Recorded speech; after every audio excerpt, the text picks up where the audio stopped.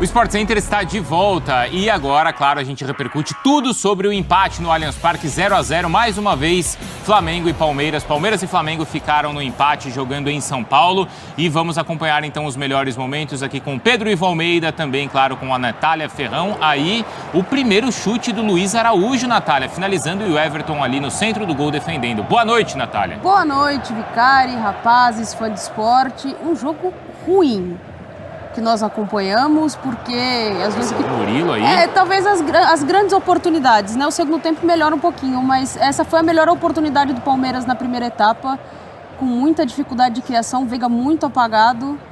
O jogo não foi dos melhores, não, Victor. Mais um lance do Palmeiras agora pelo lado direito. O Mike faz a jogada e o Flaco Lopes acaba cabeceando por cima do gol. Agora tem o Hendrick, então, roubando a bola e finalizando, mas ela vai fraca para fora, Pedro Ivo. Finalização para fora. Boa noite para você, Bruno, Natália, fã do esporte com a gente. Finalização para fora, roubada de bola, jogada individual. Muito do que a gente viu. Não foi exatamente um jogo de construção. Quando a Ferrão fala do jogo ruim, acho que tem muito disso, né? Era uma expectativa, uma semana inteira pensando o que a gente sentaria agora aqui para comentar o que a gente viu, né, Bruno? Talvez a gente comente muito do que a gente não viu.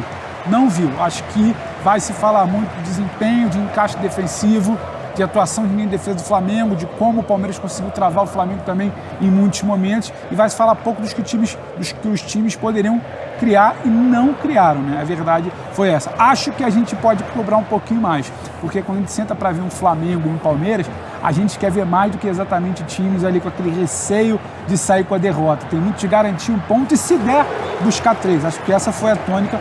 Então acabou que deixa um pouquinho a desejar, porque pelo que esses times podem fazer, pelo que a gente já viu esses times fazendo. A gente fala em Arrascaeta chutando agora, Hendrick finalizando na outra bola que a gente viu, Bruno Henrique, De La Cruz, sabe, você tem o Rony entrando pelo outro lado, Flaco tinha um bom início de temporada, então a gente espera ver muito mais. Mas tem coisa interessante a falar de encaixe, de sistema, de como se tirou o adversário do jogo também. Aí o Aníbal, não é, lançando também a bola, ela sobra ali pro Hendrick, a gente vai ver a finalização para fora. No segundo tempo, algumas mudanças ofensivas. O Gerson, o De La Cruz e o Pedro entram no time do Flamengo. Aí tem o De La Cruz batendo e batendo por cima. Do lado do Palmeiras, o Estevão entra, o Rony entra, também o Lázaro. Um segundo tempo que foi mais movimentado. Aí a bola levantada na área. O Palmeiras chega a balançar a rede, mas estava impedido, Natália? Estava impedido, né? A projeção ali do corpo, acho que não tem nem muito o que questionar. O jogo passa muito por essas bolas paradas no Palmeiras, tentativa de escanteio, e só. Muito pouco, né? Aquela foi a última grande chance, então, do jogo, né? Com o Aníbal marcando, mas... Os destaques, Aníbal e Eric Pulgar. Acho que são os destaques. Bruno Henrique, obviamente, mas pensando no que o Pedro Ivo trouxe pra gente, dessa questão de a gente tem que analisar também por que os times não conseguiram jogar, a gente tem que falar desses dois jogadores que no meio de campo tomaram conta. Porque se a gente tá falando de um 0-0 e a Natália destacando dois volantes como os melhores do jogo, o placar talvez reflita, então, o que esses dois meio-campistas fizeram, Mauro Naves. Boa noite. Boa noite a todos, ao fã de esportes que está conosco. Eu acho que assim, o Bruno Henrique até deve ter ganho a eleição do melhor do jogo, né? Foi bem, fez um bom jogo, sim. Fez um bom jogo. Acho que os dois zagueiros do Flamengo também. Porque pouca gente tentou jogar. Pouca gente tentou jogar. O Bruno tentou jogar desde o início, então isso já o difere dos demais. Talvez o Hendrick, mas acho que o Hendrick muito com bola e pegando e marcando e chegando, porque exatamente sem bola. Não é só tentar, né, Pedro? É conseguir jogar, né? O Arrascaeta talvez quisesse e não conseguiu.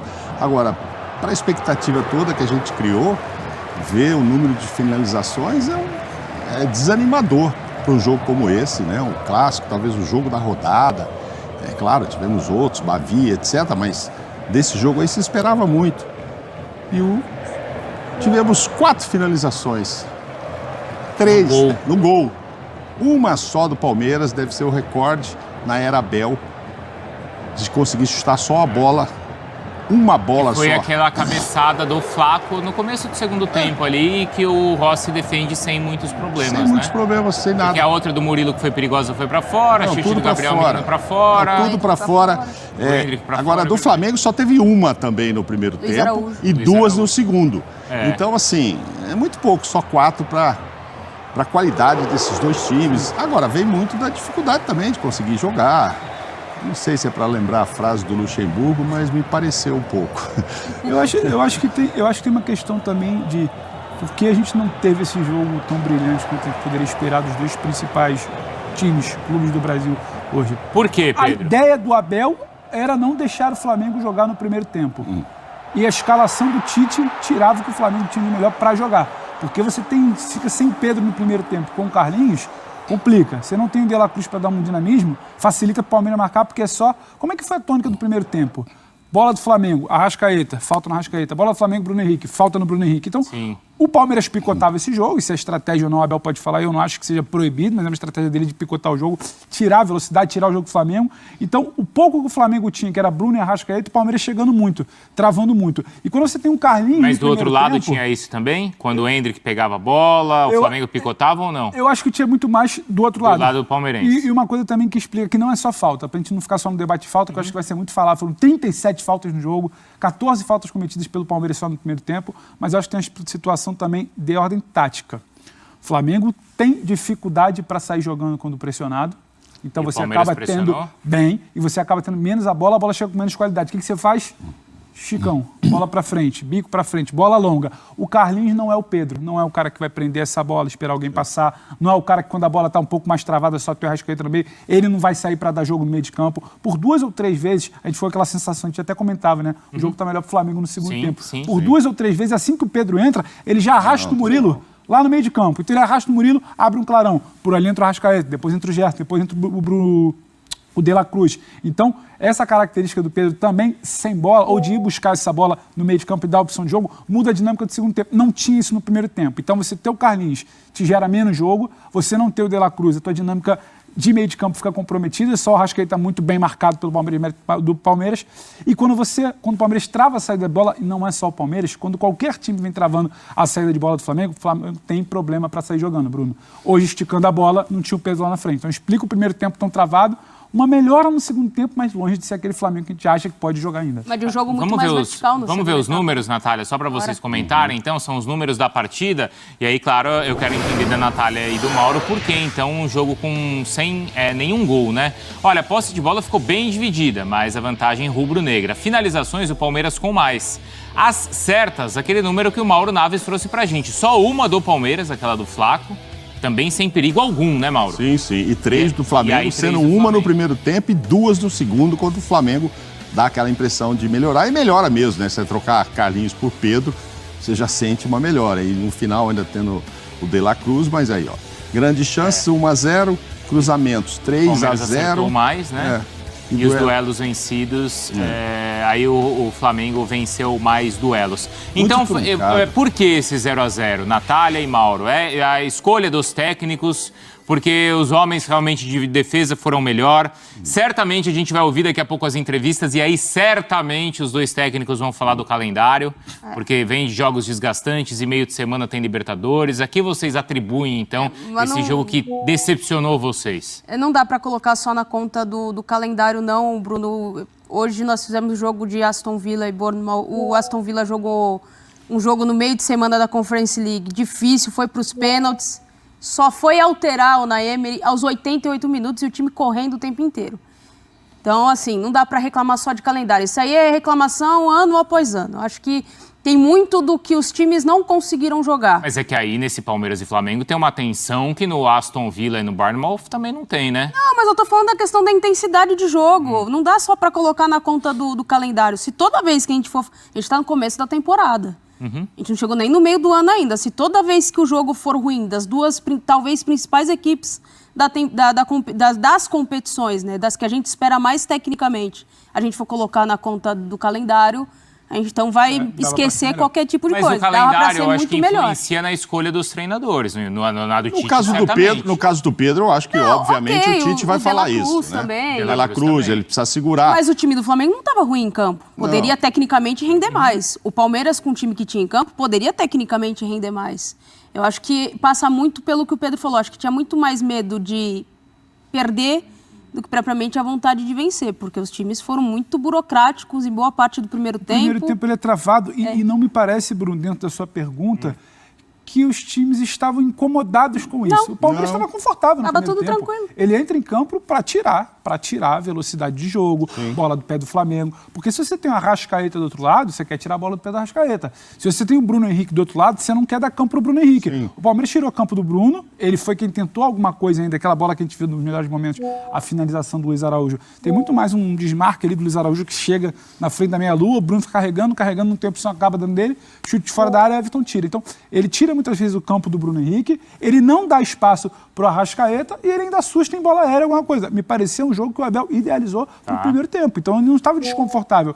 E o Flamengo sabia que não era o Pedro em campo, sabia que o De La Cruz não estava em campo, que talvez não tinha como exigir muito mais do Carlinhos ali, tanto que ele é sacado no intervalo. No segundo tempo, sim. Eu acho que o flamenguista, quando ele olha para o segundo tempo, o Tite, o torcedor que estava no ar, o torcedor que estava em casa, quando ele olha para o segundo tempo, ele fala: Palmeiras em algum momento não tinha o fôlego do primeiro tempo, a gente em algum momento teve volume que não teve no primeiro tempo, poderíamos ter feito. Sim. Fica a sensação, e o palmeirense poderia ter não se dado lado o gol do Moreno, poderia uma bola aqui, ali, outra, mas o empate foi o que se buscou. Quando você entra em campo, buscando não deixar o time jogar e tá a sua feição ali, e o Flamengo, quando opta por descansar, vai ter que ouvir o Tite, eu não acho que tem problema. Se o calendário está pedindo isso, eu acho que o debate talvez tivesse que ser anterior. Por que você não programou para ter talvez os dois principais jogadores ao lado do Arrascaeta? Ele programou para ter o Arrascaeta nesse jogo, né? Mas eu não sei se você poderia ter programado, por exemplo, ter o De La Cruz e o Pedro, mas aí é uma concepção do Tite. Sim. E ele esticou a corda nos outros jogos. Estreia de Brasileiro, que era muito importante. Segundo jogo contra o Nova Iguaçu, porque era para levantar a taça. Jogo contra o São Paulo, porque era muito importante. Ele foi esticando e tem um jogo de altitude. O próprio número de jogos do Campeonato Carioca em que ele utilizou o time principal. Talvez não precisasse tanto. O Carlinhos não está jogos mais normais que não fossem clássicos, né? Olha, eu acho que o único que justificaria ele ter realmente mexido muito na equipe, que ele não mexeu, é o segundo jogo. Mas é que é o jogo da final, né? A taça. Tudo bem, mas ali não precisaria. Era uma questão institucional, que a gente até falava durante a semana. O Flamengo tinha uma preocupação muito grande de levantar uma taça. Sim. O time principal estar em campo, não ser uma coisa de 3-0 na ida, 1-0 derrota na volta. Então, aquilo ali foi um projeto do clube. Não, agora, acho que ali justificava. Hoje, dentro do que o Pedro está falando, é o que eu penso. Eu não imagino que o Tite e o Abel tenham sentado para montar o jogo pensando como é que nós vamos ganhar do outro. Não, é como nós não vamos perder. Ou seja, quais são as armas do adversário? Essas. Isso que o Pedro está falando, eu acho que é o que aconteceu. Vou segurar o Flamengo aqui e o Flamengo... Primeiro não perco, né, Mauro? Depois eu vejo. Exatamente. Então, mas, Mauro, quando os dois técnicos, o Tite primeiro, o Tite eu acho que é o primeiro a tomar a iniciativa para querer ganhar o jogo. Sim. Quando ele coloca o Pedro, quando ele coloca o De La Cruz... No segundo tempo já, né? Então, no segundo tempo. Eu acho que o Tite joga toma a iniciativa. De acordo. E depois, o Abel demora um pouquinho, mas ele também toma uma iniciativa para ganhar o jogo, não toma? Ele reage ao que ele perdeu de campo. Exato.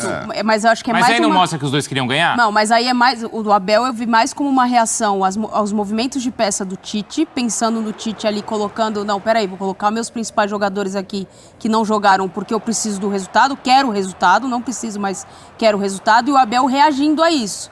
E para mim o Abel mexeu mal. O Gustavo Gomes fez uma partida horrorosa.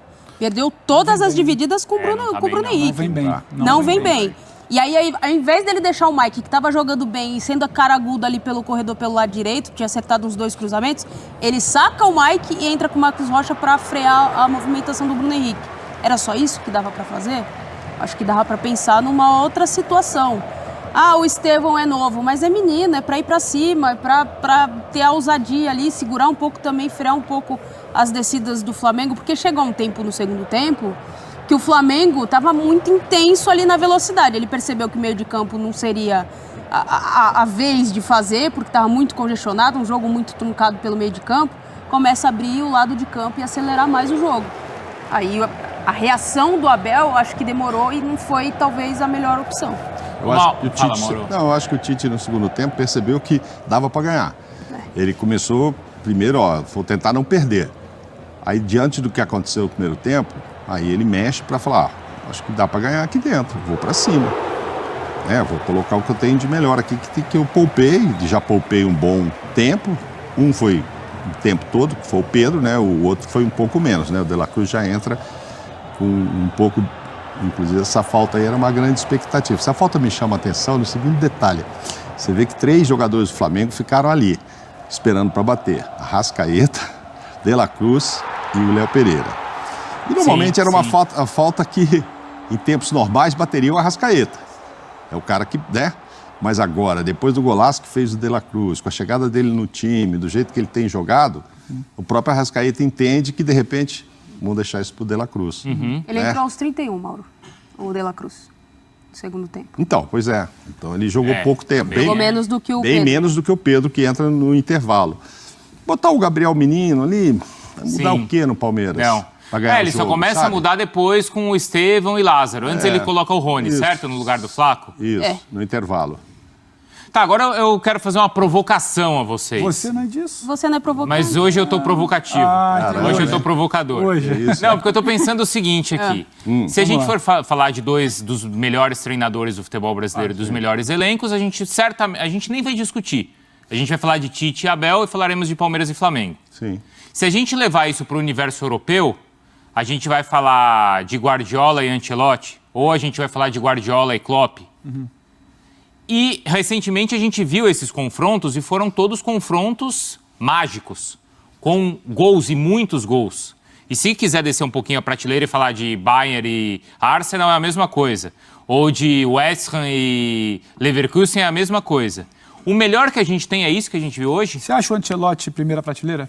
Acho. Como o Real Madrid jogou no mata-mata? Mas tudo bem, mas foram quantos gols? Então, mas hoje, por exemplo, se o Bruno... Eu acho que o Bruno tentou jogo. Tudo é estratégia. O Bruno Henrique, por exemplo, para mim, tentou jogo. Foi quem mais tentou jogo, fica na prateleira de destaque de um jogo, para mim, que foi muito abaixo. Mas foi um cara que finalizou mal. Decidiu mal. Escolheu errado algumas bolas. Então, assim, tivesse entrado uma bola do Bruno, ou tivesse entrado uma finalização do Endrick, por exemplo, eu acho que teve muito hoje de individualidade também. Decisão do Abel de travar jogo do Flamengo, decisão do Tite de poupar o Pedro no primeiro tempo, buscar o placar no segundo e não ter conseguido, e erros de finalização também. Porque eu acho que se uma bola aqui entra, você ia provocar um outro movimento de outro time. Aí Acho podia que ser também o 4-3 da Supercopa. Não sei se ia ser o 4-3, mas ia ficar uma coisa mais franca do que foi aquele primeiro tempo. Então, para mim, teve também problema de finalização. Então tem uma bola questão do Endrick, de frente você... pro gol, se eu não me engano, que ele chuta...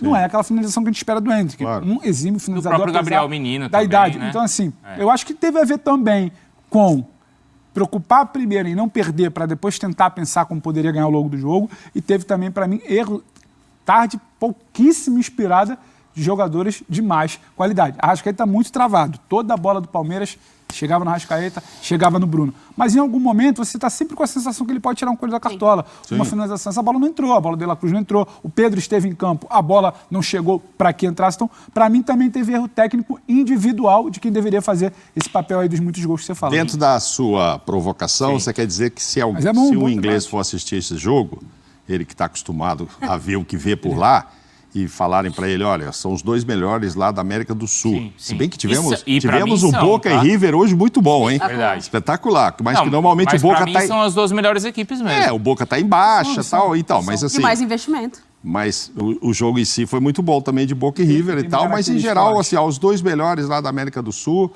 fizeram esse jogo aí.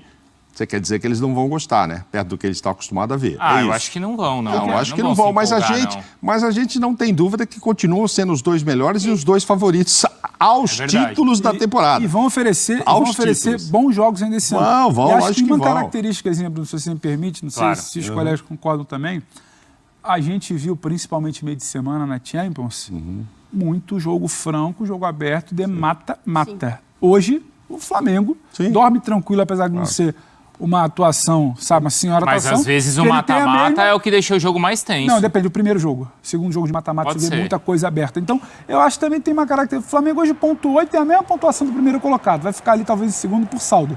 Entendeu? Então, tem isso. Empatou com o Palmeiras fora de casa. Pouca gente, talvez. Flamengo não é claro ruim. que intervenceu, mas o Palmeiras perder ponto dentro do Allianz, principalmente, não é algo comum. Então, assim, acho que isso também ajuda. Mas o fato é que o Palmeiras fez 2 jogos seguidos em casa contra 2 adversários diretos e fez 1 ponto. A gente está falando da questão do... O Pedro chamou a atenção da questão da eficiência. E aí, só uma coisa, desculpa, Natália. O Veiga... Depois a gente fala do Veiga, vai. Não, o Veiga também chama atenção o quanto ele anda sumido, né? Ele tá cansado, hein? Comentávamos, inclusive, lá na redação, enquanto assistíamos o jogo, o quanto não se ouviu o nome dele durante a transmissão. Muito pouco participativo, muito apagado. Passa também por aquilo de postura defensiva, mas passa também do jogador que tem o tamanho que ele tem dentro do funcionamento do que é o Palmeiras aparecer mais para o jogo. Agora, a gente fala... O Abel ele vem chamando a atenção o quanto o Palmeiras perde em vários jogos, em que tem mais volume de jogo, em que tem muita ação produtiva, em que está muito perto da área e não consegue ser efetivo. Sim, sim. O Palmeiras vem sofrendo com isso já no final da temporada passada. Mas hoje ele não criou para temporada. isso, Natália. Mas teve 11 finalizações, você acertar uma só? Isso passa também por você ter um poder melhor de Mas em que condição o Palmeiras finalizou? Acho que ele não teve condições reais ali de finalizar. E passa muito, a meu ver, pela boa atuação também. A gente espera um Flamengo melhor com bola. Mas sem bola, se eu olho para a linha defensiva, me agradou muito. Os dois zagueiros foram bem, do Flamengo. Né? Muito. E aí passa também o Veiga. Fez uma partida absurda. Quando o time do Tite, que ele pode ter muitos problemas ao longo da temporada, mas ele vai ser sempre um time de ceder pouco espaço ao adversário. Por isso o Palmeiras, acho que o Bruno cita isso, não tem tanta tranquilidade para finalizar. Sempre um chute mascado, uma bola de longe. Esse tipo de chute, ó. Tá marcado. Tem dois ali. Então o que acontece para mim é... Isso explica um pouco, a gente conversava ali na redação durante o primeiro tempo, a sensação de que o Veiga está mais uma vez apagado. O Inter blocadinho, fechadinho, sem espaço, ele não aparece. O Veiga não cria espaço. Ele precisa ter o espaço para atacar e para utilizar bem esse espaço. Hoje, se o Flamengo bloca ali também, protege a sua área e defensiva bem, não tem o espaço para o Veiga trabalhar. Ele não é um jogador como o Arrascaeta, que no mínimo espaço ele vai